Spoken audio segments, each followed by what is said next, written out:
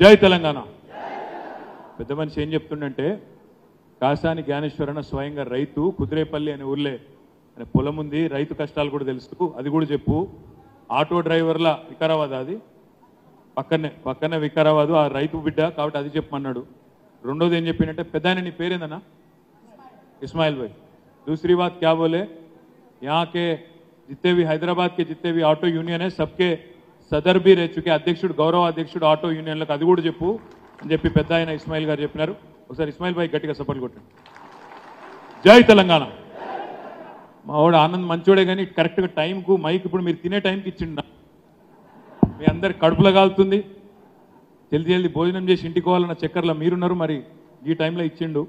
మా తమ్ముడు, యువకుడు, ఉత్సాహవంతుడు, మీ అందరి అభిమాన నాయకుడు, స్వల్ప తేడాతో ఓటమి పాలైనా మరి ఈరోజు మీకు అందుబాటులో ఉంటూ బ్రహ్మాండంగా పార్టీని తిరిగి మళ్ళీ గెలిపించే దిశగా పార్లమెంట్లో ముందుకు తీసుకొని పోతున్న సభాధ్యక్షుడు డాక్టర్ మెతుకు ఆనంద్ గారికి, గౌరవనీయులు పెద్దలు చేవెళ్ళ చెల్లెమ్మగా ఆనాడు రాజశేఖర్ రెడ్డి గారికి ఆప్తురాలు, ఈరోజు కేసీఆర్ గారి ఆడబిడ్డగా మళ్ళీ ఒక్కసారి మీ అందరికీ చేవెళ్లలో నేను మా అభ్యర్థిని గెలిపిస్తానంటూ తన భుజస్కంధాల పైన మన అన్న జ్ఞానేశ్వర్ అన్న గెలుపును బాధ్యతగా తీసుకున్న అక్క శ్రీమతి సబితా ఇంద్రారెడ్డి గారికి, అన్నగారు మీ అందరికీ సుపరిచితులైన పెద్దలు మన పార్లమెంట్ అభ్యర్థి కాసాని జ్ఞానేశ్వర్ అన్న గారు, చేవెళ్ల శాసనసభ్యులు మీ అందరికీ ఆప్తులు గౌరవనీయులు కాలే యాదన్న గారికి, గౌరవనీయులైన శాసన మండలి సభ్యురాలు పెద్దలు శ్రీమతి సురభి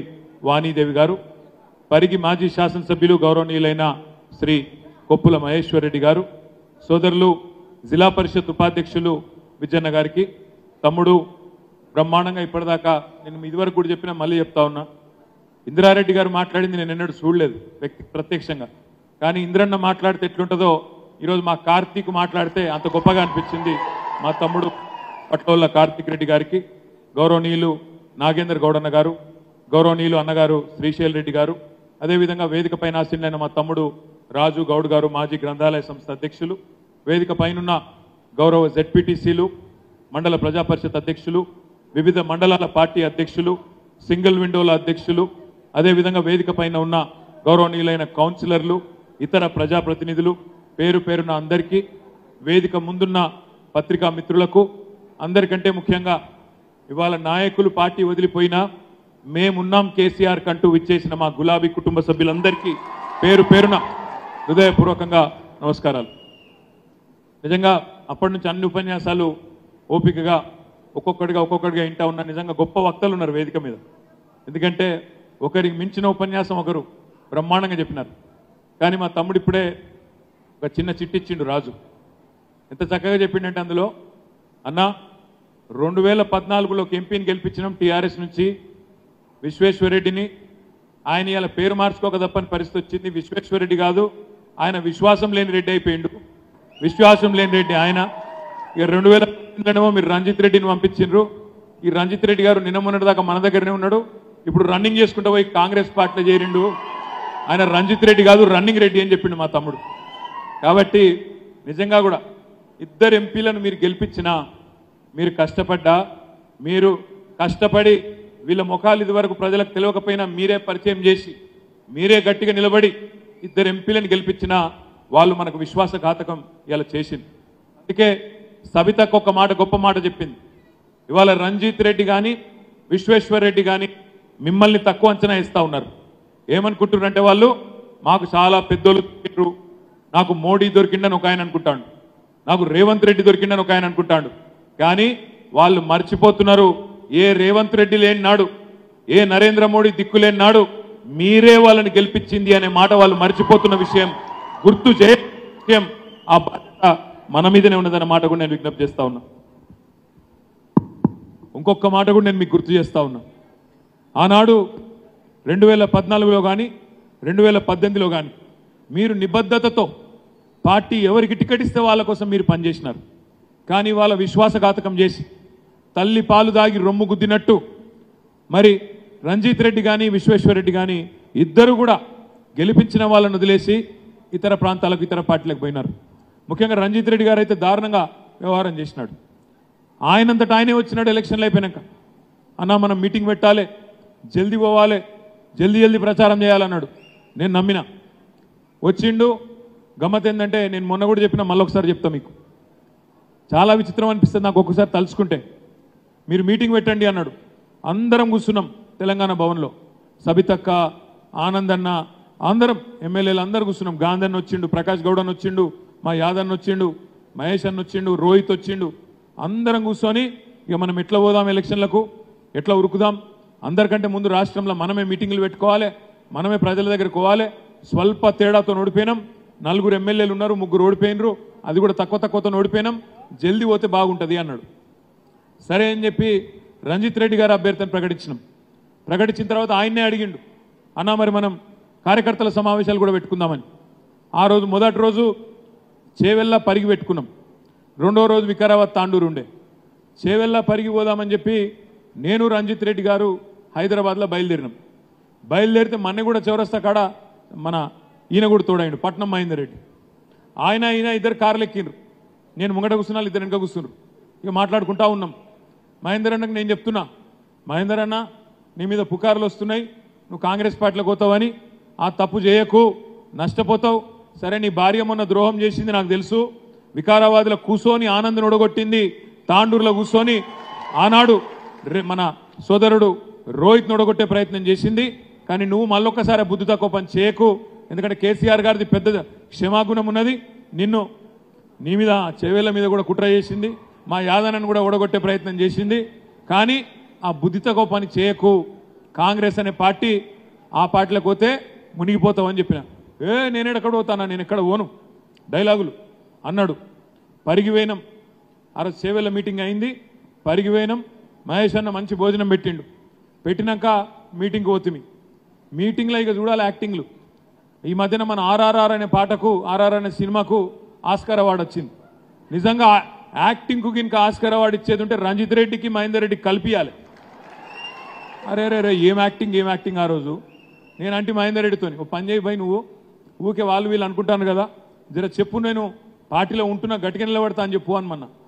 ఆయన ఏం చేసిండు ఎరికైనా, మైక్ తీసుకొని ఇగో అందరు వాళ్ళు వీళ్ళు మాట్లాడుతుర్రు, నేను రంజిత్ రెడ్డి ఇద్దరం పార్టీలోకి వెళ్ళిపోతామని మాట్లాడుతున్నారు అని మొదలుపెట్టిండు. ఈ రంజిత్ రెడ్డి గబుక్కున్న లేచిండు, నా గురించి ఎందుకు మాట్లాడుతున్నావు, నీ గురించి మాట్లాడుకో అన్నాడు. ఏం యాక్టింగ్ అంటే నేను పరిశాన్ బా ఎంత గట్టెళ్ళు ఉన్నారు ఇద్దరు అనుకున్నా. ఇవాళ ఒక ఆయనేమో మల్కాజ్గిరి ఎంపీ అభ్యర్థి, ఇంకొక ఆయనేమో చేవెళ్ళ ఎంపీ అభ్యర్థి కాంగ్రెస్. ఆలోచించండి, అంటే ఇంత ద్రోహం, తల్లి పాలు దాగి రొమ్ము గుద్దే ద్రోహం. ఒక ఆయననేమో జీవితంలో మొదటిసారి మంత్రి చేసింది కేసీఆర్, మొదటిసారి. పట్నం మహేందర్ రెడ్డి అంటే ఆయన రాజకీయంలోకి వచ్చిన నాటి నుంచి కలలు కంటాడు. అట్లాంటి వ్యక్తిని ఒకసారి కాదు 2 సార్లు మంత్రి చేసిన నాయకుడు కేసీఆర్ గారు. గడ్డం రంజిత్ రెడ్డి ఎవరో ఈ ప్రాంతంలో ఎవరికి తెలియదు. అట్లాంటి ఒక అనామకుడిని తీసుకొచ్చి ఇక్కడ ఎంపీగా నిలబెట్టింది కేసీఆర్, గెలిపించింది మీరు. ఈ ఇద్దరు కూడా ఇవాళ తల్లి పాలు దాగి రొమ్ము గుద్దిన ద్రోహులు. అట్లాంటి వాళ్ళను తప్పకుండా శిక్షించవలసిన బాధ్యత మన మీద ఉన్నది అనే మాట నేను మీకు విజ్ఞప్తి చేస్తా ఉన్నా. కాసాని జ్ఞానేశ్వర్ గారేమో ఇవాళ పార్టీ కష్టంలో ఉన్నా, నేనున్నా అన్నా, నేను బడుగు బలహీన వర్గాలకు చెందిన వాడిని అయినా నేను మాత్రం గుండె ధైర్యంలో ఇవానికి తక్కువ కాదు, నేను నిలబడతా, నేనున్నా అని చెప్పి ముందుకొచ్చిన జ్ఞానేశ్వర్ అన్నను గెలిపించవలసిన బాధ్యత మనందరి మీద ఉన్నది. ఇవాళ పార్టీకి కొంత కష్టకాలం రావచ్చు, కొంతమంది నాయకులకు ధైర్యం లేకపోవచ్చు. కానీ వాస్తవం ఏంది అంటే ఇవాళ నిజంగా కూడా కాంగ్రెస్ పార్టీకి, బీజేపీ పార్టీకి వాళ్ళ అభ్యర్థుల లిస్టు చూడండి, ఒక్కసారి చూడండి. చేవెళ్లలో నిలబడ్డోళ్ళు ఇద్దరు మనోళ్ళే, పాతోళ్ళు. రంజిత్ రెడ్డి, విశ్వేశ్వర్ రెడ్డి ఇద్దరు ఇళ్ళకి వెళ్ళి పోయిన వాళ్ళే, ఇక్కడికి వెళ్ళి పోయిన వాళ్ళే. మల్కాజ్గిరి చూడండి, ఈటెల రాజేందరు, తర్వాత పట్నం సునీత ఇద్దరు ఇళ్ళకి వెళ్ళి పోయిన వాళ్ళే. సికింద్రాబాద్ చూడండి, దానం నాగేందర్ ఇళ్ళకి వెళ్ళి పోయినోడే, ఒక కిషన్ రెడ్డే ఒరిజినల్ బీజేపీ తప్ప ఇళ్ళకి వెళ్ళి పోయిన వాళ్ళే. భువనగిరి చూస్తే బూర నరసయ్య. మీరు చూడరు మొత్తం రాష్ట్రంలో ఎక్కడ చూసినా, వరంగల్ చూస్తే ఆరూరి రమేష్, కడియం కావ్య, ఆదిలాబాద్ పోతే నగేష్. మొత్తం రాష్ట్రంలో ఇవాళ పోటీ మనోళ్ళకు మధ్యలో ఉన్నట్టున్నది తప్ప వాళ్ళకు అభ్యర్థులు లేరు, క్యాడర్ కూడా దిక్కులేదు. ఒక ఆయన అంటాడు ఏదో మోడీ హవా బాగుంది అంటాడు. మోడీ హవా అంత బాగుంటే వేరే పార్టీలకి వెళ్ళి ఎంపీ అభ్యర్థులు ఎందుకు తీసుకుపోతున్నావు? మరి మీ దానిలో చిన్న కార్యకర్తను పెట్టి గెలిపించుకునే దమ్ము లేదా నీకు? మోడీ హవా ఉంటే, అంతగానం ధైర్యం ఉంటే బీజేపీకి వేరే పార్టీ నాయకులను ఎందుకు దేవులాడి కాళ్ళు పట్టుకొని ఎత్తుకపోతున్నారు? మరి గతగానం హవా ఉంటే ఎవరిని పెట్టినా గెలవాలి కదా. మరి లేదు. నేను ఒక మాట దయచేసి మిమ్మల్ని ప్రార్థిస్తున్నా, ఆలోచించమని కోరుతా ఉన్నా. ఇవాళ మాట్లాడితే బీజేపీ వాళ్ళు పెద్ద పెద్ద మాటలు చెప్తారు. రాముడికి దండం పెడదాం, ఓటేయండి మోడీకి అంటారు. రాముడికి దండం పెడదాం, కానీ ఓటెందుకు బీజేపీకి వేయాలో ఆలోచిద్దాం. రాముడికి దండం పెడదాం, తప్పేం లేదు. హిందువులు అన్నప్పుడు దేవుడు అందరికీ దేవుడే కాబట్టి తప్పకుండా దండం పెడదాం. కానీ ఓటు ఎందుకు వేయాలి చేవెళ్ళ బీజేపీకి? ఏం చేసింది బీజేపీ చేవెళ్ళకు కానీ తెలంగాణకు కానీ ఒక్క పని చెప్పగలుగుతాడా విశ్వేశ్వర్ రెడ్డి? ఒక కొత్త రైలు ఇచ్చిండా? కొత్తగా ఒక ఫ్యాక్టరీ పెట్టిండా? ఈ ప్రాంతంలో పాలమూరు రంగారెడ్డి ఎత్తిపోతల పథకానికి జాతీయ హోదా ఇచ్చిండా నరేంద్ర మోడీ? లేదా ఉన్న ఐటీఐఆర్ను రద్దు చేసి మన పిల్లల నోట్లో మట్టి కొట్టినందుక? ఎందుకు వేయాలి ఓటు భారతీయ జనతా పార్టీకి? ఏ కారణం చేత వేయాలి? రాముడికి మొక్కుదాం, కానీ రైతుల తరఫున అడుగుదాం. ఏమడుగుదాం? ఏమయ్యా మోడీ గారు, డబల్ చేస్తా అన్నావు రైతుల ఆదాయం 2022 వరకు, ఎందుకు చేయలేదు అని అడిగితే తప్ప? ఏమయ్యా మోడీ గారు, సంవత్సరానికి 2 కోట్ల ఉద్యోగాలు ఇస్తా అన్నావు, ఎక్కడ పోయినాయి నీ 2 కోట్ల ఉద్యోగాలు అని అడిగితే తప్ప? రాముడికి మొక్కుదాం, బీజేపీని మాత్రం తొక్కుదాం అనే మాట నేను మీకు విజ్ఞప్తి చేస్తా ఉన్నా. రాముడికి మొక్కుదాం తప్పులేదు, కానీ బీజేపీని తొక్కుదాం. ఎందుకంటే ఇలా రాముడి పేరు చెప్పి రాజకీయంగా లాభం పొందే ప్రయత్నం చేస్తున్నది భారతీయ జనతా పార్టీ. ఎట్లా తయారైందంటే కథ, ఊళ్ళల్లో అక్కడిక్కడ చూస్తున్నా నేను, ఫ్లెక్సీలు కడుతున్నారు. ఓ దిక్కు రాముని బొమ్మ, ఇంకో దిక్కు పైన మోడీ గారి బొమ్మ, కింద విశ్వేశ్వరరెడ్డి బొమ్మ. ఎట్లా అయిపోయిందంటే మన వానకాలం రాగానే మన ఊర్లలో ఎట్లుంటుంది, సాయంత్రం పూట రాగానే కొన్ని పురుగులు మోపైతాయి ఇళ్ళల్లో. ఆ ఉసిళ్ళు అంటారు కదా, ఉసిళ్ళు వస్తాయి. ఇక ఉసిళ్ళు రాగానే ఉసిళ్ళు వెనకాల బల్లులు మోపైతాయి వాటిని తినేతందుకు. ఆయనతో బల్లి వస్తుంది. ఇంట్లో మనం దేవుడి పటాలు పెట్టుకుంటాం కదా, 5-6. రాముడు ఉంటాడు, కృష్ణుడు ఉంటాడు, వెంకటేశ్వర స్వామి ఉంటాడు, పోషం ఉంటుంది, మైసం ఉంటుంది, రకరకాల దేవుళ్ళ బొమ్మలు పెట్టుకుంటాం. ఆ ఉసిళ్ళు వెంబడ బల్లి ఉరుకుతుంటుంది. మనం కొడతా ఉంటాం, బల్లి పోవాలి చూసుకొని కొడుతుంటాం. ఆయనతో బల్లి ఏం చేస్తుంది, పోయి దేవుని పటం మీద కూర్చుంటుంది. ఇక దేవుని పటం మీద కూర్చున్నాక ఏం చేస్తాం, దండం పెట్టాల్సిందే తప్ప కొట్టలేము కదా. ఇలా బీజేపీ పరిస్థితి కూడా అట్లే ఉన్నది. చేసిందేమి లేదు కాబట్టే ఈ దేశానికి కానీ ఈ దేశంలో ఉన్న పేదలకు కానీ చేసిందేమి లేదు కాబట్టే దేవుణ్ణి అడ్డం పెట్టుకొని రాజకీయం చేస్తున్నది భారతీయ జనతా పార్టీ. అందుకే నేను అంటున్నా, రాముడికి మొక్కుదాం, బీజేపీని తొక్కుదామని నినాదం తీసుకుందాం, తప్పకుండా నిలదీద్దాం. తెలంగాణకు ఒక్క మెడికల్ కాలేజ్ ఇయ్యలే బీజేపీ, తెలంగాణకు ఒక్క ఇంజనీరింగ్ కాలేజ్ ఇయ్యలే బీజేపీ, తెలంగాణకు ఒక్క నవోదయ పాఠశాల ఇయ్యలే భారతీయ జనతా పార్టీ, ఒక్క ప్రాజెక్టుకు జాతీయ హోదా ఇయ్యలే భారతీయ జనతా పార్టీ. అలాంటి దిక్కుమాలిన పార్టీకి ఎందుకు ఓటేయాలని నేను అడుగుతున్నా. ఏం సాధించినరు 10 ఏళ్లలో, ఏం చేసినరు మీరని నేను అడుగుతున్నా. ఇచ్చిన మాటలు ప్రజలకు ఒక్కటన నిలబెట్టుకున్నాడా మోడీ గారు? రైతుల ఆదాయం డబల్ అన్నాడు, అయిందా? రైతుల ఆదాయం డబల్ అయిందా? 2022 వరకు ఈ దేశంలో రైతుల ఆదాయం డబల్ చేస్తా అన్నాడు, చేయలే.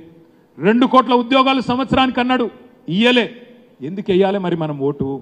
60 రూపాయలున్న డీజిల్ను 95 రూపాయలు చేసినందుక, లేదా 70 రూపాయలున్న పెట్రోల్ను 110 చేసినందుక ఎందుకు వెయ్యాలి భారతీయ జనతా పార్టీ ఓటు? పప్పు పిరం, ఉప్పు పిరం, నూనె పిరం, చింతపండు పిరం, అన్ని పిరం చేసినందుకు వేయాలన్నా నరేంద్ర మోడీకి ఓటు? డీజిల్ రేటు పెంచుతీవి, డీజిల్ రేటు పెంచితే ఏమవుతుంది? కూరగాయల రేట్లు పెరుగుతాయి, రవాణా ఛార్జీలు పెరుగుతాయి, అన్ని నిత్యావసర వస్తువుల ధరలు పెరుగుతాయి.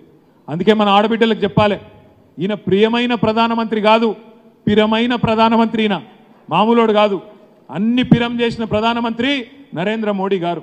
400 సిలిండర్ను 1200 చేసిన పిరమైన ప్రధానమంత్రి నరేంద్ర మోడీ. ఇక్కడున్న మా మిత్రులందరినీ నేను ఆలోచించమని అడుగుతున్నా. రాముడికి మొక్కుదాం, కానీ 15 లక్షల రూపాయలు అడవైనారా అని అడగద్దా? అన్నాడా లేదా? भाइयों बहनों मित्रों, 15 लाख आप सभी के अकाउंट में जन धन खाता खोलो, धन डाल दे तो అన్నడా? వచ్చినాయా? మరి ఎందుకు వేయాలి ఓటు? 15 లాఖ వేయలే, 2 కోట్ల ఉద్యోగాలు ఇయ్యలే, ఇచ్చింది ఏమి లేదు, హల్లికి హల్లి, సున్నాకు సున్నా.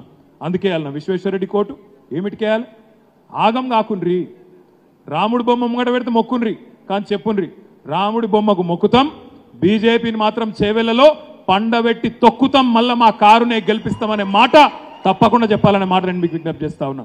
రంజిత్ రెడ్డి గారి పార్టీ గురించి ఎంత తక్కువ చెప్పుకుంటే అంత మంచిది. కాంగ్రెస్ పార్టీ, ఈ కాంగ్రెస్ పార్టీ ఎట్లుందంటే మనోళ్ళకి ఇప్పుడిప్పుడే వ్యవహారం అర్థమవుతుంది. పాపం ఏదో చిన్న చిన్న కోపాలతోని మా వాడు తమ్ముడు ఆనంద్ ఆ రోజు పలకరించిండు, పలకరియలేదు. ఇప్పుడే మనోళ్ళు ఎవరో చెప్పారు, సబితక్క చెప్పింది, ఆనంద్ ఏమున్నా ముఖం మీదే అంటాడని. రాజకీయంలో కొంత లౌక్యంగా తీయటి పుల్లటి మాటలు మాట్లాడాలి. పాపం మనోడు ఏంటంటే డాక్టరు, చదువుకున్నాడు, అందగాడు కాబట్టి ఏమున్నా అందగాడే కదా, కాబట్టి ఏమున్నా ముఖం మీదే అంటాడు పుసుకున. ఇక అది తెలియక తెలిసి అట్లా అంటాడు. ఇక మా యాదన్ననేమో మామూలుడు కాదు. యాదన్న ఏమున్నా కడుపులో తల పెడతాడు, అల్మించుకుంటాడు, మీద పడతాడు. అందుకే ఆయన యాదన్న అన్నం, మేము అందరం యాదిరెడ్డి పటేల్ అంటాం. ఆయన మామూలుడు కాదు. ఆయన పటేన్ల దగ్గర పటేన్ లెక్కుంటాడు, మిగతా వాళ్ళ దగ్గర మిగతా వాళ్ళు లెక్కుంటాడు. మామూలుడు కాదు యాదన్న. అందుకే యాదన్ననేమో బ్రహ్మాండంగా గెలుచుకుంటూ వస్తున్నాడు. మా తమ్ముడేమో చదువుకున్నాడు, కొత్తగా వచ్చిండు కాబట్టి పాపం కొన్ని విషయాలు ఇంకా లోకజ్ఞానం ఇంకా పూర్తిగా లౌక్యం ఇంకా రాలేదు. కానీ తప్పకుండా గొప్ప నాయకుడు అవుతాడు ఆనంద్ అనే విశ్వాసం నాకున్నది. మంచి నాయకుడు అవుతాడు, తప్పకుండా నేర్చుకుంటాడన్న విశ్వాసం కూడా నాకున్నది. ఈ ఓటమి రేపు రాబోయే విజయానికి ఒక తొలి మెట్టు, ఇది మొదటి అడుగు అని నేనైతే అనుకుంటా ఉన్నా. ఇంకొక మాట కూడా నేను మీకు విజ్ఞప్తి చేస్తున్నా, ఒకసారి గుర్తు తెచ్చుకోండి. ఎన్ని అబద్ధాలు చెప్పొచ్చిరండి కాంగ్రెస్ వాళ్ళు, ఉత్తగానే వచ్చి కూర్చున్నారు వాళ్ళు. ఎన్ని కథలు చెప్పిండ్రు. ఇలా పోటీ ఎవరెవరికి జరుగుతున్నది. 10 ఏళ్ల నిజానికి 100 రోజుల అబద్ధం మధ్యన జరుగుతున్నది పోటీ. 10 ఏళ్ల నిజం, ఇలా 100 రోజుల అబద్ధం. చూడండి ఎన్ని అబద్ధాలు, ఒకటా రెండా. రేవంత్ రెడ్డి గారే చెప్పిండ్రు కదా స్వయంగా. ఏమన్నాడు ఆయన? ఉరుకుండ్రి బ్యాంకుకు, ఉరుక్కుంటా పోండి, జల్దీ పోండి, ఇప్పటిదాకా తీసుకోని వాళ్ళు ఉంటే లోన్లు తెచ్చుకోండి, నేను వస్తూనే ఉన్నా, డిసెంబర్ 9 నాడు సంతకం పెడతా అన్నాడు. డిసెంబర్ 9 అనుకున్నాడు మొదలు ప్రమాణ స్వీకారం చేసేది, సోనియా గాంధీ బర్త్డే. కానీ మళ్ళీ ఏమైందో ఏమో, ఆయనతో కోమటిరెడ్డి వెంకటరెడ్డి ఎత్తుకపోతాడో లేకపోతే బట్టెన్న ఎత్తుకపోతాడో అనుకొని 2 రోజులు ముందే చేసిండు ప్రమాణం. డిసెంబర్ 7 నాడు 2 రోజుల ముందు ప్రమాణం చేసిండు. కానీ 2 లక్షల రుణమాఫీ మాత్రం మర్చిపోయిండు రేవంత్ రెడ్డి. 2 లక్షల రుణమాఫీ అన్నాడు, మొదటి సంతకం అన్నాడు. కానీ నిన్న విలేకరు అడిగింది ఒక ఆమె తుక్కుగూడలో, ఏమని, ఏం రేవంత్ రెడ్డి గారు మరి 2 లక్షల రుణమాఫీ ఏమైందని రైతులు అడుగుతున్నారు అంటే, అది పెద్ద సీరియస్గా తీసుకునే ముచ్చట కాదమ్మా, పెద్ద సీరియస్గా తీసుకునే ముచ్చట కాదు అంటున్నాడు. ఇలా రైతులకు నోటీసులు వస్తున్నాయి బ్యాంకుల నుంచి, కడతవా సస్తవా అని. మీరు కట్టకపోతే మళ్ళీ రుణం ఇయ్య అంటున్నారు. కానీ ముఖ్యమంత్రి ఏమంటున్నాడు? సీరియస్గా తీసుకోవద్దు అంటున్నాడు. ఇంకా సిగ్గుచేటు ఏంటంటే రేవంత్ రెడ్డి గారి మాట, నిన్న పత్రికా సమావేశంలో మాట్లాడుతున్నాడు రేవంత్ రెడ్డి. పరిపాలన నా చేతుల్లో లేదు, ఎలక్షన్ కమిషన్ చేతుల్లో ఉంది అంటుండు. ఇక మరి ముఖ్యమంత్రిగా నువ్వెందుకయ్యా నాయన, నాకు అర్థం కాదు.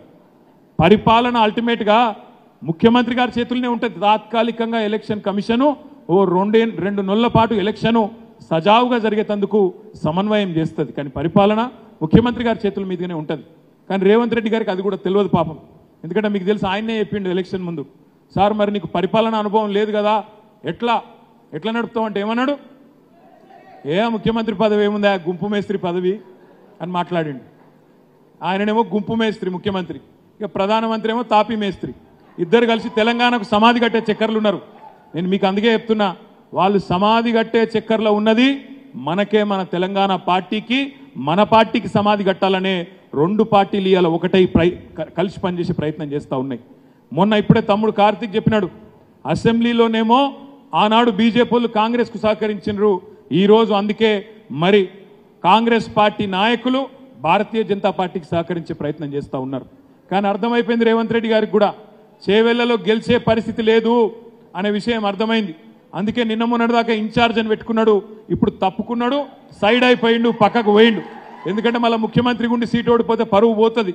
అందుకే తప్పుకొని వేరే ఆయనను పెట్టిండు. పాపం ఆయన బలికా బక్రా ఆయన చేస్తున్నాడు. ఎందుకంటే అర్థమైపోయింది, జ్ఞానేశ్వర్ గారు గెలుస్తున్నారు. తప్పకుండా మీ దయతో, మీ ఆశీర్వాదంతో తప్పకుండా బడుగు బలహీన వర్గాల గొంతుక పార్లమెంట్లో వినబడుతుందనే మాట ఆయనకు కూడా అర్థమైంది. కాబట్టే ఇలా ఆలోచనలో పడ్డాడు. రంజిత్ రెడ్డి గారు పార్టీ మారిన తర్వాతనైతే నిజంగా కూడా చాలా చాలా దారుణమైన, నేను చూస్తూ ఉన్నా సోషల్ మీడియాలో పిల్లలు తిడుతూ ఉన్నారు, నీకు ఏమైంది, ఏం పుట్టింది, ఎందుకు మారినావు పార్టీ, ఏం అక్కర వచ్చిందని అడుగుతూ ఉన్నారు. రాజకీయాల్లో గెలుస్తాం ఓడుతాం, అయితే పారిపోతామా, రణరంగం విడిచిపెట్టి పారిపోతామా? ఆలోచన చేయాలి. రాజకీయాల్లో ఒక ఎలక్షన్ ఓడతాం కావచ్చు, ఒక ఎలక్షన్ గెలుస్తాం కావచ్చు, అయినంత మాత్రాన్ని వెళ్ళిపోతామా? నాకు ఇక్కడికి వచ్చేటప్పుడు ఒక పత్రికలో, ఒక పేపర్లో ఒక వార్త చూసిన నేను, రంజిత్ రెడ్డి గారు ఫోన్లు చేస్తున్నారు, ఫోన్లు చేసి బతిమలాడుతున్నారు. ఇక్కడ ఉన్న వాళ్ళందరికీ ఫోన్లు చేసిండా? చేసిన వాళ్ళు ఒకసారి చేయలేవట్టు, ఎవరికి ఫోన్లు వచ్చినాయో. అదే అందుకే అండి, ఎవరెవరికి ఫోన్లు వచ్చినాయో ఒక్కసారి ఏం సిగ్గుపడకూరు, ఏం కాదు కొంతమందికి చేసిండు. ఇవాళ మీటింగ్ వచ్చేటోళ్ళకు కూడా ఫోన్లు చేసిండట. ఫోన్లు చేసి మీటింగ్ పోకండి అంటాడట. నేను ఒకటే అడుగుతున్నా, మిమ్మల్ని ఒకటే ఆలోచించమని కోరుతున్నా. ఇవాళ మన పార్టీ అధికారంలోకి వచ్చింటే రంజిత్ రెడ్డి పోతుండేనా కాంగ్రెస్లకు? పోతుండేనా?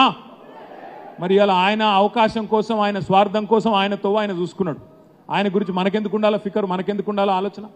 ఆయన అంటుండట, మీరు పార్టీ మారకపోయినా పర్వాలేదు, అందులోనే ఉండుండ్రి, కానీ నాకు చేయండి అంటుండంట. నేను ఒకటే అడుగుతున్నా మిమ్మల్ని, రేపటి రోజున ఏదన్నా ఉన్న ఈ పార్టీలో ఉండి, మన పార్టీలో ఉండి కాంగ్రెస్ పార్టీకి సహకరిస్తే మీకు ఆ గ్రామంలో కనీసం కాంగ్రెస్ ఓడన విలువిస్తాడా? కాంగ్రెస్ ఓడన ఇజ్జతిస్తాడా? మీకు ఆలోచించండి. గుంజాయిష్ ఇయ్యకండి, గుంజాయిష్ పెట్టుకోకండి. ఆ కర్మ మనకు అవసరం లేదు. ఆయన స్వార్థం కోసం ఆయన పోయిండు, ఆయన అవకాశాల కోసం, ఆయన అధికారం కోసం ఆయన పోయిండు. అట్లాంటి అవకాశవాదిని ఖచ్చితంగా ఓడగొట్టవలసిన బాధ్యత నిజమైన తెలంగాణ బిడ్డలుగా మన మీద ఉన్నది తప్ప మనకు వాళ్ళ లెక్క అట్లా చేసుకోవాల్సిన అవసరం లేదు. ఇంకొక మాట కూడా నేను ఆలోచించమని మిమ్మల్ని కోరుతా ఉన్నా.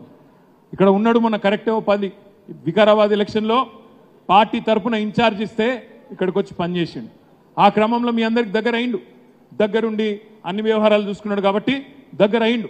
కానీ ఇప్పుడే తమ్ముడు చెప్పిండు ఆనంద్, బావనే ప్యాకాటని. రంజిత్ రెడ్డి ఎన్నికల్లో ఓడగొట్టిన తర్వాత మళ్ళీ వస్తే ఇంటికి వస్తే ఛాయ్ అయిపోయింది, ఓడిపోయినావు కదా సరే అని చెప్పి ఓదార్చుంది, తప్పేం లేదు.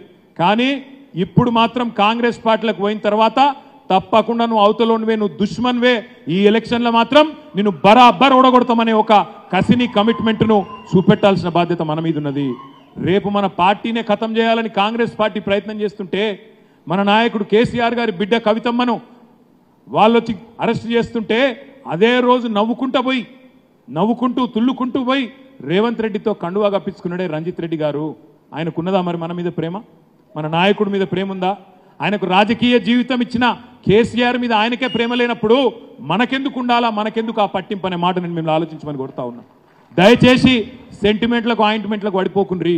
అరే నేను మీ రంజిత్ అన్నాను కదా, మీ దగ్గరోని కదా, నువ్వు దగ్గరోని కానీ దూరం అయిపోయినావన్నా, వేరే పార్టీలో పోయినావు, దొంగలల్లో కలిసిపోయినావు, రేవంత్ రెడ్డి పక్కన పోయినవంటనే, కాంగ్రెస్ పక్కన పోయినవంటనే ప్రజలు చీకొడుతున్నారు అనే మాట రంజిత్ రెడ్డి గారికి చెప్పవలసిన బాధ్యత మన మీద ఉన్నది. చూడండి వాళ్ళ మాటలు, కాంగ్రెస్ పార్టీ నాయకుల మాటలు మీరు వింటున్నారు, రేవంత్ రెడ్డి గారి మాటలు. ఆయన మాట్లాడితే ఇంకా ప్రతిపక్షంలో ఉన్నట్టే మాట్లాడుతున్నాడు, పిచ్చి పిచ్చి మాటలు. చేవెళ్ళకు వచ్చి అన్నాడు, చేవెళ్ళలో మీటింగ్ పెట్టి ఏమంటాడు, మొగోనివైతే ఒక సీటు గెలువు కేసీఆర్ అంటాడు. నేను వెంటనే చెప్పిన, రేవంత్ రెడ్డి గారు ఒక్క సీట్ అంటున్నావు కదా, మొత్తం రాష్ట్రంలో 17 సీట్లున్నాయి, నువ్వు అంత మొగోనివైతే నువ్వు కొడంగల్ రాజీనామా చేయి, నేను సిరిసిల్ల రాజీనామా చేస్తా, ఇద్దరం మల్కాజ్గిరిలో తెలుసుకుందాం దా, నీ సిట్టింగ్ సీట్లో తెలుసుకుందాం దా అని చెప్పిన. ఇప్పటి వరకు అత్తలేడు పత్తలేడు. చూడండి మీరు, ఆయనకు కూడా విశ్వాసం లేదు, అందుకే ఓడిపోయే సీటును పట్నం మహేందర్ రెడ్డికి అడ్డగట్టిండు. మల్కాజ్గిరి ఎట్లాగో వీకిందని చెప్పి ఇక దారికి పోయే దరిద్రాన్ని నువ్వు అంటించుకో అని చెప్పి మహేందర్ రెడ్డికి అది అడ్డగట్టిండు, అది అవుట్. ఇక్కడ చేవల్ల ఇక్కడ రంజిత్ రెడ్డి పార్టీ మారంగానే ఇక్కడ కూడా అవుట్. మన పోటీ ఇక్కడ ఎవరితో ఉన్నదా అంటే ఖచ్చితంగా బీజేపీతోనే ఉన్నది. అందుకే నేను అంటున్నా, రాముడికి మొక్కుదాం, బీజేపీని మాత్రం తొక్కుదాం అనే మాట నేను మీకు విజ్ఞప్తి చేస్తా ఉన్నా. మనకేమి ఇయ్యలే బీజేపీ, కాంగ్రెస్ వాళ్ళు అంతకంటే దుర్మార్గులు. చూస్తున్నారు మీరు ఎట్లెట్లా మాట్లాడుతున్నారో. నా కొడకల్లారా జేబుల కత్తెర పెట్టుకొని తిరుగుతున్నా, కట్ చేస్తా అంటాడు. ఎవడన్నా ముఖ్యమంత్రి మాట్లాడతాడే మాటలు గిసండి మాటలు? కట్ చేసి పేగులు కట్ చేసి మెడలు వేసుకుంటా అంటాడు. నువ్వు ముఖ్యమంత్రివా బోటి కొట్టేటోనివా? నాకు అర్థం కాదు. మెడల పేగులు వేసుకొని తిరుగుతాను. ఆయన జేబుల కత్తెర పెట్టుకొని ఎవరు తిరుగుతారన్నా? జేబుల కత్తెర పెట్టుకొని ఎవరు తిరుగుతారు? జేబు దొంగలు తిరుగుతారు. అయ్యా రేవంత్ రెడ్డి గారు, జేబుల కత్తెర జర అటు ఇటు అయితే డేంజర్, జాగ్రత్తగా ఉండమని చెప్పి కూడా నేను విజ్ఞప్తి చేస్తున్నా. ఏం మాట్లాడుతున్నాడు అన్న ఆయన? సెక్రటేరియట్ కోతాడు, లంకె బిందెలు ఉన్నాయి అనుకున్నా, ఈడ ఖాళీ కుండలు ఉన్నాయి అంటాడు. లంకె బిందెల కోసం గడ్డపారలు పట్టుకొని, తటపారలు పట్టుకొని, నెత్తి మీద తువాల కప్పుకొని అర్ధరాత్రి ఎవరు తిరుగుతారన్నా? పచ్చి దొంగలు తిరుగుతారు. మరి ఈయన ఇదివరకు ఏం చేస్తున్నాడో నాకు తెలియదు, కానీ గిసంటోడు మన ముఖ్యమంత్రి అయిన మన కర్మానికి. నేను అంటున్నా ఇవాళ రేవంత్ రెడ్డి గారు, నీ డైలాగ్ ఉంది కదా, ఫేవరెట్ డైలాగ్, మొగోనివైతే గెలువు అన్నావు కదా. నేను అడుగుతున్నా రేవంత్ రెడ్డి గారు, మొగోనివైతే రైతులకు ఇచ్చిన మాట 2 లక్షల రుణమాఫీ చేసి చూపెట్టు అనే మాట నేను డిమాండ్ చేస్తున్నా. మొగోనివైతే ఆడబిడ్డలకు చెప్పినావు కదా, నెలకు 2,500 రూపాయలు ఇస్తా అని 1,67,00,000 మంది ఆడబిడ్డలకు ఆ పని చేసి చూపెట్టు. మొగోనివైతే ముసలవ్వకు ముసలయ్యకి ఇద్దరికి ఇస్తా, నెలకు 4000 ఇస్తా అని చెప్పినావు కదా, ఆ పని చేసి చూపెట్టు. మగోనివైతే కరెంటీ, మగోనివైతే పాలమూరు రంగారెడ్డి ఎత్తిపోతల పథకానికి జాతీయ ప్రాజెక్టు హోదా తీసుకురా. గా పని చేయి. ఎంతసేపు సొల్లు పురాణం, అదే కేసీఆర్ని తిట్టుడు, 4 నెలలు అయితే కూడా ఇంకా అదే తిట్ల పురాణం తప్ప కొత్త మాట మాత్రం ఏం లేదు. దయచేసి నేను మిమ్మల్ని ప్రార్థించేది ఒకటే, మనం పొరపాటున కాంగ్రెస్ పార్టీకి ఓటేస్తే మనం ప్రజలకు చెప్పాలి, 2 లక్షల రుణమాఫీ చేయకపోయినా మాకే ఓటేసిండ్రు కాబట్టి ఎందుకు చేయాలి? చెయ్యడు. 10,000 పోయి 15,000 ఇస్తా అన్నాడు రైతులకు, ఇయ్యకపోయినా మాకే ఓటేసిండ్రు అన్నప్పుడు ఎందుకు ఇయ్యాలి? ఇయ్యడు. 4,000 ఇస్తా అన్నాడు ముసలోళ్లకు, ఇయ్యకపోయినా నాకే ఓటేసిండ్రు కాబట్టి నేను ఇయ్య అంటాడు. ఆడబిడ్డలకు 2,500 రూపాయలు ఇస్తా అన్నాడు, ఇయ్యలేదు, ఇయ్యకపోయినా నాకే గుద్దిండ్రు కాబట్టి రేపు ఇయ్య అంటాడు. ఏమంటాడు రేపు? కేసీఆర్ మొత్తం నాశనం చేసి పోయిండు, నాకు ఇచ్చే పరిస్థితి లేదుగా, ఇక వచ్చే ఎలక్షన్లో చూసుకుంటా, అప్పటిదాకా నేను ఇయ్య అని చెప్పేస్తాడు. ఇది పక్కా రాసి పెట్టుకొని. ఇంకొక మాట కూడా ఇక్కడికి వచ్చిన మా సోదరులను కూడా నేను ఆలోచించమని కోరుతా ఉన్నా. మా తమ్ముడు ఉత్తగానే చెప్పలే, కార్తిక్ రెడ్డి కాంగ్రెస్ బీజేపీ కలిసి పనిచేస్తున్నాయనే మాట. ఈ మాట చెప్తే కొద్ది గమ్మత్ అనిపిస్తుంది, నిజమా అనిపిస్తుంది, కానీ ఏం జరుగుతుందో చూడండి. రాహుల్ గాంధీ ఉన్నాడు పైన ఢిల్లీలో, రాహుల్ గాంధీ ఏమో ఆయన పాపం నడుస్తున్నాడు ఏదో జోడో జోడో యాత్ర అని. ఆ జోడో యాత్రలో రాహుల్ గాంధీ అంటున్నాడు చౌకీదార్ చోర్ హై అంటాడు. చౌకీదార్ అంటే వాళ్ళు చౌకీదార్ చోర్ హై అంటాడు రాహుల్ గాంధీ. మన రేవంత్ రెడ్డి గారు ఏమంటుండు? హమారే బడే బాయ్ హై నరేంద్ర మోడీ. ఆయననేమో చోర్ అంటాడు, ఈయన బడే బాయ్ అంటాడు. అంటే వీళ్ళు దొంగలు కాబట్టి బడే బాయ్ చోటే బాయ్ ఏమో నాకు తెలియదు కానీ బడే బాయ్ అంటాడు. ఆయననేమో రాహుల్ గాంధీ అదానీ ఫ్రాడ్ హై అంటాడు, అదానీ అంటాడు దొంగ ఫ్రాడ్ అంటాడు. రేవంత్ రెడ్డి గారు ఏమంటున్నారు? ఫ్రాడ్ నహీ హై, అదానీ హమారే ఫ్రెండ్ హై, అదానీ హమారే దోస్త్ హై. ఆయన అంటాడు Rahul Gandhi Gujarat model fake model హై, గోల్మాల్ మోడల్ హై అంటాడు. ఈయనేమంటుండు? గుజరాత్ మోడల్ గోల్డెన్ మోడల్ హై, హమ్ తెలంగాణకు భీ గుజరాత్ మోడల్ బనాయింగే అని ఈయన అంటాడు. రాహుల్ గాంధీ ఏమో ఢిల్లీలో నిన్నగాక మొన్న పబ్లిక్ మీటింగ్ పెట్టి లిక్కర్ స్కామ్ లేదు, మన్ను లేదు, కేజ్రీవాల్ని అరెస్ట్ చేసుడు అన్యాయం అని రాహుల్ గాంధీ అంటాడు. ఈయనేమంటాడు? లిక్కర్ స్కామ్ జరిగింది, కవితమ్మని అరెస్ట్ చేసుడు కరెక్టు అని ఈయన అంటాడు. నాకు తెలియక అడుగుతున్నా, ఈ రేవంత్ రెడ్డి అంటే ఆయన రాహుల్ గాంధీ కోసం పనిచేస్తుండా, మోడీ కోసం పనిచేస్తుండా? నాకైతే అనుమానమే ఉన్నది. ఇవన్నీ చూస్తుంటే నాకు ఒక డౌట్ కూడా కొడుతున్నది. ఇవన్నీ చూస్తుంటే నాకైతే డౌట్ ఉన్నది. పార్లమెంట్ ఎన్నికల తర్వాత మొట్టమొదలు కాంగ్రెస్ పార్టీలకు వెళ్ళి జంపు కొట్టి బీజేపీలో కురికే మొట్టమొదటి మనిషి ఇదే రేవంత్ రెడ్డి గారు అవుతారు. మీరు రాసి పెట్టుకోండి అనే మాట నేను విజ్ఞప్తి చేస్తున్నాను. ఈ మాట నేను చెప్తే మీకు కొద్దిగా ఎక్కువ అనిపిస్తుంది. ఇప్పుడు గుర్తుపెట్టుకోండి, ఇది గుర్తుపెట్టుకోండి. నేను ఇప్పటికి 15 సార్లు చెప్పిన ఈ మాట. రేవంత్ రెడ్డి గారు అన్ని విషయాల మీద స్పందిస్తాడు, అన్ని విషయాల మీద స్పందిస్తాడు. కానీ ఇప్పటికీ నేను 15 సార్లు అన్న రేవంత్ నువ్వు ఓతావు బీజేపీలో, కానీ ఒక్కసారి కూడా మాట్లాడతలేడు. దాని మీద మాత్రం తేలుగుట్టిన దొంగలు ఉన్నాడు. ఎందుకంటే ఆయనకు కూడా ఎరికే తప్పదు, పార్లమెంట్ ఎన్నికల తర్వాత ఈ దేశంలో కాంగ్రెస్ పార్టీ బతికి బట్టగట్టుడే కష్టం. నేను ఆయన అంటాడు కేసీఆర్ అట చెల్లని 1000 రూపాయల నోటట. నేను అడుగుతా ఉన్న రేవంత్ రెడ్డి గారు, ఇలా దేశం మొత్తం పరిస్థితి చూస్తే ఏంది నీ కాంగ్రెస్ పార్టీ పరిస్థితి? నేను అంటలేను, మీ పార్ట్నరు, మీ ఇండియా అలయన్స్లో మెంబరు మమతా బెనర్జీ గారు చెప్తున్నారు కదా, దేశంలో కాంగ్రెస్ పార్టీ 40 సీట్లు కూడా దాటి గెలవదు అని మీ దోస్తులే చెప్తున్నారు కదా. అట్లాంటప్పుడు ఎవరు చెల్లని కాగితం, ఎవరు చెల్లని నోటు? నువ్వు, నీ అధ్యక్షుడు రాహుల్ గాంధీ, మల్లికార్జున్ ఖార్గే గారు, నీ పార్టీ కాంగ్రెస్ పార్టీ కాదా? ఇలా మేము ఒక్క ఎలక్షన్లో చిన్నపాటి తేడాతో ఓడిపోయినాం. అది కూడా ఎంత? 1.85%తోనే మనం ఓడిపోయినాం. 39 సీట్లు గెలిచినాం, 14 సీట్లలో 4-5 వేల ఓట్లతోనే ఓడిపోయినాం. కానీ రేపటి భవిష్యత్తు మాత్రం తప్పకుండా మళ్ళా మనదే. ఎందుకంటే కాంగ్రెస్ వాళ్ళు మళ్ళీ వాళ్ళది అనుకుంటారు. మనం వాళ్ళని ఏం చేసే అవసరం లేదు. రేవంత్ రెడ్డి గారు మాట్లాడుతూ అంటున్నాడు, ఎవరు కూలగొడతారో చూస్తా, మెడల పేగులు వేసుకుంటా అంటుండు, మానవ బాంబునైతా అంటుండు. రేవంత్ రెడ్డి గారు మేమేం నిన్ను కూలగొట్టం, మాకు ఆ కర్మ పట్టలేదు. నువ్వు 5 ఏళ్ళు ఉండాలి, 5 ఏళ్ళు ఉండాలి, 420 హామీలు నువ్వు అమలు చేయాలి. చేయకపోతే మాత్రం నిన్ను వెంటాడుతాం, వేటాడుతాం. కానీ నువ్వు మానవ బాంబునైతా అన్నావు కదా, నీ పక్కనే ఉన్నాయి బాంబులు. నీ గవర్నమెంట్ను వడగొట్టే నల్లగొండ బాంబు, ఖమ్మం బాంబు 2 దిక్కులో ఉన్నాయి గవర్నమెంట్లనే. వాళ్ళని జాగ్రత్తగా చూసుకో, నీకు మా నుంచి డేంజర్ లేదు, వాళ్ళ నుంచే ఉన్నది. అందుకే మిత్రులారా, నేను మిమ్మల్ని కోరేది ఒకటే, ఇది మనకు స్పీడ్ బ్రేకర్ మాత్రమే. మన పార్టీకి మొన్న జరిగిన ఓటమి చిన్న స్పీడ్ బ్రేకర్ మాత్రమే. మన పార్టీకి ఉన్న నాయకత్వం, మన పార్టీకి ఉన్న కమిట్మెంట్ ఉన్న క్యాడరు ఇలా రాష్ట్రంలో ఏ పార్టీకి కూడా లేదు. ఇప్పుడే తమ్ముడు చెప్పినట్టు మొత్తం కొట్టుకపోయే చెత్త అంతా కొట్టుకపోతున్నది. నికార్సుగా మిగిలినోడే మనవాడు ప్రతి గ్రామంలో ఉన్నాడు. అందుకే నేను మొన్న చెప్పిన, మళ్ళా ఇదే రంజిత్ రెడ్డి, మళ్ళా ఇదే మహేందర్ రెడ్డి తిరిగి మళ్ళీ మనం అధికారంలోకి రాగానే దండం పెట్టుకుంటూ వచ్చి అక్కడ నిలబడ్డా మీరు వద్దురా నాయన అని చెప్పి మళ్ళీ వాళ్ళని అక్కడికి వెళ్ళి అక్కడ నిలగొడతాం. మీతోనే ఉంటాం, నికార్సైన నాయకులతో నికార్సైన కార్యకర్తలతోనే ఉంటామనే మాట కూడా విజ్ఞప్తి చేస్తూ, నిలబడ్డది జ్ఞానేశ్వర్ గారు కాదు, నిలబడ్డది జ్ఞానేశ్వర్ గారు కాదు, చేవెళ్లలో నిలబడ్డది కేసీఆర్ గారు. మీరే అనుకోండి, ఆ కసితోని ఆ కమిట్మెంట్తో పనిచేద్దాం. నిలబడ్డది మనమే అనుకుందాం, మనమే అనుకొని గట్టిగా పనిచేద్దాం. అవతలోడు విశ్వేశ్వర్ రెడ్డి, ఆయనకు రాముడు ఉన్నాడు అని చెప్పుకోవచ్చు, ఈయనకు రేవంత్ రెడ్డి ఉన్నాడు, రాహుల్ గాంధీ ఉన్నాడు అని చెప్పుకోవచ్చు. కానీ మనకు మన కేసీఆర్ ఉన్నాడు, మన తెలంగాణ ఉన్నది. తప్పకుండా ఆ బలంతో రేపటి రోజున జ్ఞానేశ్వర్ అన్న గారిని మంచి మెజారిటీతో గెలిపించుకొని పార్లమెంటుకు పంపుదామనే మాట కూడా విజ్ఞప్తి చేస్తూ, వికారాబాద్లో మీకు ఎవరికి ఫోన్లు వచ్చినా, ఎన్ని రకాలుగా బతిమలాడినా, ఎన్ని రకాలుగా మీను బుదిరకిచ్చే ప్రయత్నం చేసినా, ఇంటికి వచ్చి మీ కాళ్ళు పట్టుకున్నా ఒక్కటే చెప్పండి, అన్నా నువ్వు మమ్మల్ని ద్రోహం చేసి వెన్నుపోటు పొడిచి మన నాయకుడు కేసీఆర్ గారికి వెన్నుపోటు పొడిచిపోయినావు, అవకాశవాద రాజకీయాలు చేసినావు, తప్పకుండా నీకు బుద్ధి చెప్తాం. నువ్వు ఎన్నికైనాక ఓడిపోయినాక రా, కావాలంటే నీకు ఛాయ్ తాగిపిస్తాం, ఇట్లా బువ్వ పెడతాం, కానీ ఇప్పుడు మాత్రం పట్టించుకోమని చెప్పి గట్టిగా వికారాబాద్లో మనందరం కలిసికట్టుగా పనిచేద్దామని చెప్పి విజ్ఞప్తి చేస్తూ, మీ అందరికీ పేరు పేరున మళ్ళొక్కసారి వికారాబాద్లో రేపు మెజారిటీ మీరు తీసుకొస్తారని ఆశిస్తూ, జై తెలంగాణ.